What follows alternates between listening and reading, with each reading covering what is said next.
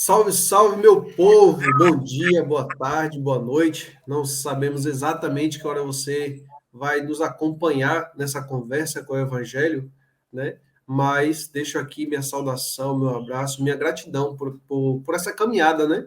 Juntos e juntas. Um abraço especial também para o pessoal do Ateliê 15, que sempre está com a gente.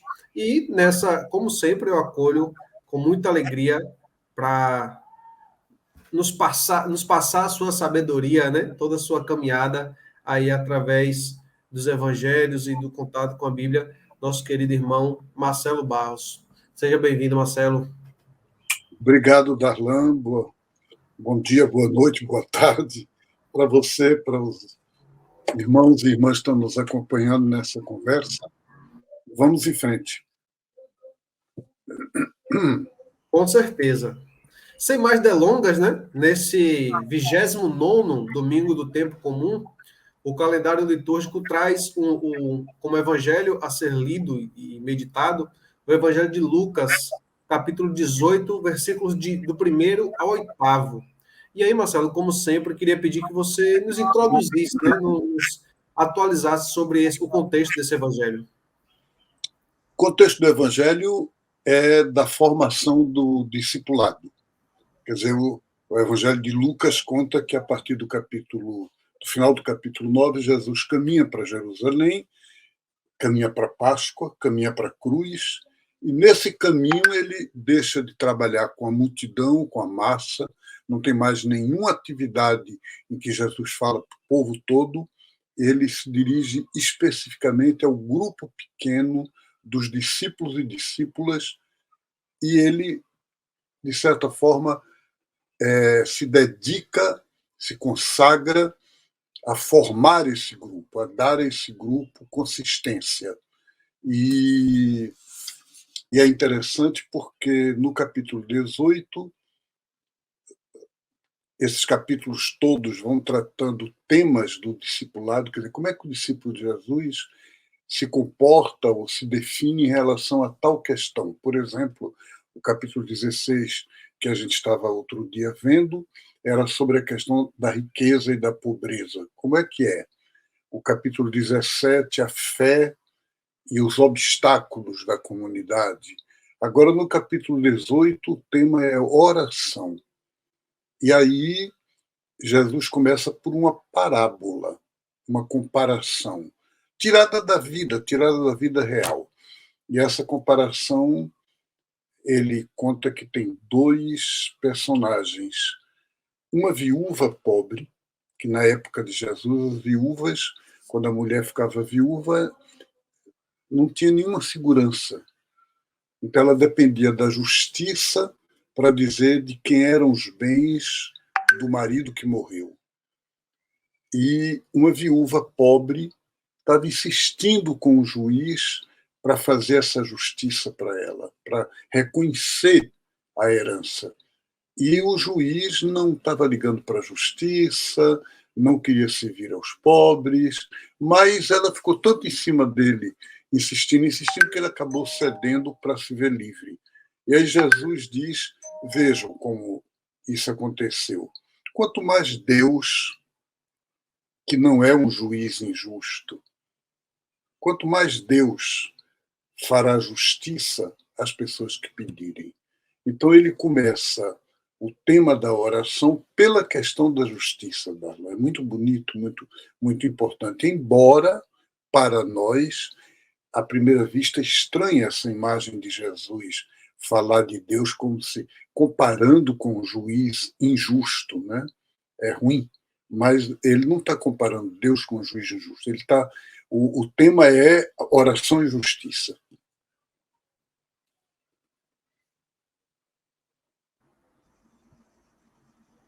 Excelente. Eu estava aqui me perguntando, né? Porque aí a gente começa a fazer uma análise e tentando acompanhar o Evangelho, né? Quando ele traz essa questão de que se a oração deve ser uma questão de importunar até Deus não suportar mais e atender para se ver livre, aí de repente já traz essa ideia do juiz que traz uma ideia de ser injusto, né? De ser insensível, mas que ainda assim ele acaba cedendo e fazendo justiça, né, para que meio que se vê livre da viúva que eu importunava. E a gente vê, né, que Deus traz essa ideia da justiça atrelado ao amor, até porque Deus é amor e justiça. Outro dia a gente conversava, o pessoal dizia assim, Deus é amor, mas também é justiça. A gente não pode usar esse mais, porque senão a gente está colocando a justiça de Deus em contraponto ao amor. E Deus é amor e justiça, né? Então, Marcelo, só para que a gente tenha uma ideia mais, como é que eu falo assim, mais completa dessa nação, que conclusão a gente pode tirar dessa primeira passagem do Evangelho? Darlan, você tem toda a razão que não se pode, de modo algum, opor amor e justiça. É por ser amor que Deus é justiça, e a justiça de Deus é justiça amorosa, libertadora, não é justiça, aquela justiça humana, cega, que olha de longe e dá uma sentença. Deus não, Deus toma partido. Deus está do lado do pobre, do pequeno, do oprimido, sempre. Então, a conclusão desse evangelho é a conclusão de que a relação com Deus começa pela justiça. A oração, portanto, a intimidade com Ele, o diálogo com Deus, poder viver com Ele uma amizade, como a gente tem um com o outro, de confiança, supõe uma atitude fundamental que é a justiça com as pessoas, com o mundo, com a vida. Por exemplo, é muito estranho nessa eleição agora esse desligamento. Quer dizer, alguém como o presidente da República atual, que claramente se pronuncia contra pobre, contra negro, contra mulher, contra gay, contra a paz, contra a vida, mas diz Deus acima de tudo. E as pessoas então dizem ele é um homem religioso. Para a Bíblia, isso não é assim. Quer dizer, o primeiro salmo da Bíblia diz: feliz a pessoa que anda na lei de Deus, que cumpre a justiça. E aí Deus está com a pessoa. O Lutero, Martinho Lutero, que fundou o protestantismo, e é interessante porque muita gente evangélica hoje em dia segue, né, a direita política sem perceber isso. Lutero dizia: Deus prefere o insulto de uma pessoa justa do que um aleluia e um louvor de quem é injusto. Então é muito importante isso. Quer dizer, para viver a fé, a base é a justiça. E a justiça no sentido da preocupação com a justiça. Não é só você ser justo. Porque você pode me dizer, eu sou uma pessoa justa. Sim, mas você, além de ser justo, você trabalha pela justiça. Então, por exemplo, no primeiro turno da eleição, quase 40 milhões de brasileiros não votaram. E eu conheço pessoas que se dizem crentes, que são ligados à religião, dizem, não vou votar em ninguém, não. Então, quer dizer, significa como alguém que vê um assassinato na rua e diz, não tenho nada a ver com isso. É como alguém que na parábola do samaritano, passa a ver uma pessoa, e não é uma pessoa, uma multidão na rua, e diz, olha, isso não me diz respeito. Então é a mesma coisa, quer dizer, a ligação com a justiça é, para mim, a porta que abre a relação com Deus. Muito bem, Marcelo. Lá no finalzinho desse evangelho, né, aparece uma frase um tanto desconcertante, vamos dizer assim, que diz: E o filho do homem, quando vier, será que encontrará fé sobre a terra? E aí, à primeira vista, dá a impressão que é uma afirmação meio que fora de contexto, né? E aí eu te pergunto, Qual a ligação disso com esse assunto, né, com essa temática da oração e da justiça? No capítulo anterior, e nós vimos isso no domingo passado, os discípulos pediram a Jesus: Senhor, aumenta-nos a fé. Então, portanto, o assunto da oração é dentro da fé. Quando o Evangelho de Jesus quis ensinar a orar permanentemente, esse ensino sobre a oração está dentro desse âmbito da fé. O que é a fé? É a relação com Deus. Então, nesse sentido, quando Jesus diz: será que o Filho do Homem, quando vier, ainda encontrará fé sobre a terra?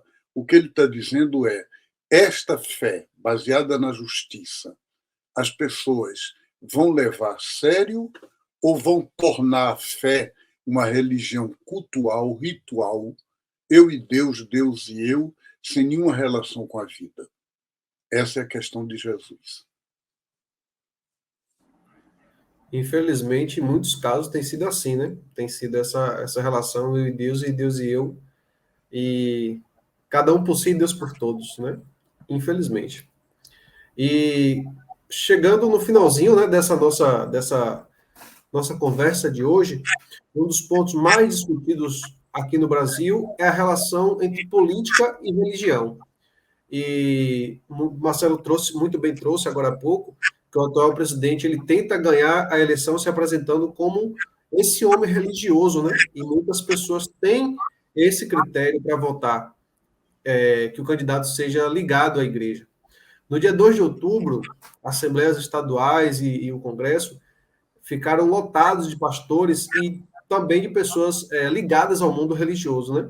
Porque, felizmente ou infelizmente, há quem sonhe com um Brasil evangélico, pentecostal ou até católico romano. E eles acabam confundindo a construção da pátria com a volta de uma cristandade dominadora, que acaba usando o nome de Deus para manter, digamos assim, um mundo injusto e até desigual, por que não?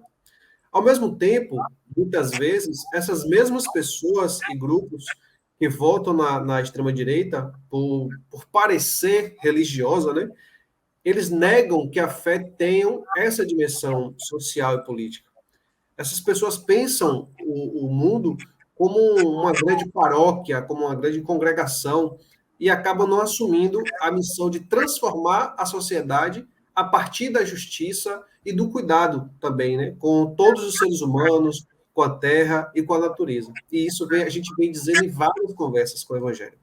Hoje, esse Evangelho nos diz que a nossa fé e a nossa oração devem ser não apenas o grito da pessoa que sofre, que clama por justiça, mas o protesto, a teimosia em nos manter na confiança diante dos silêncios de Deus. A realidade social e política não é fácil, mas temos de ter confiança e votar por essa justiça libertadora de Deus e por uma sociedade baseada na justiça e não na religião. É isso mesmo, Darlan. Então vamos viver isso e vamos ajudar as pessoas a compreender isso. Acho que para o dia 30 de outubro, o debate ainda está muito aberto e muito empatado.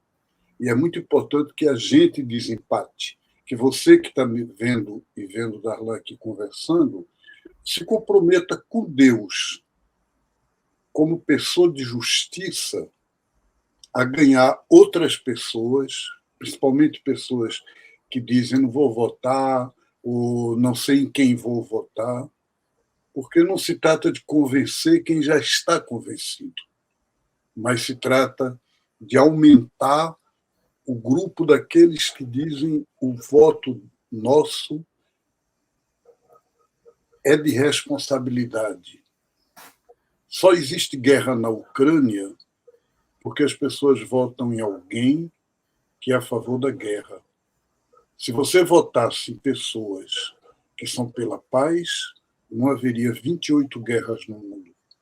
E do mesmo jeito no Brasil, essa multidão de gente na rua, a destruição da Amazônia, é muito importante, fundamental, que você nos ajude a gente votar pela democracia, pela sociedade de direito. Não se trata apenas de escolher entre Lula e o atual presidente. Escolher Lula agora é mais do que escolher Lula. É votar pela democracia e pela sociedade de direito. Uma boa semana para vocês, um bom domingo. Darlan, grande abraço. Abraço a todos vocês, seguimos caminhando. Maravilha, Marcelo. Grande abraço, muito obrigado. Beijo no coração. Uma excelente semana a todos e a todas. E a gente segue como sempre, né? Caminhando. Tchau, tchau.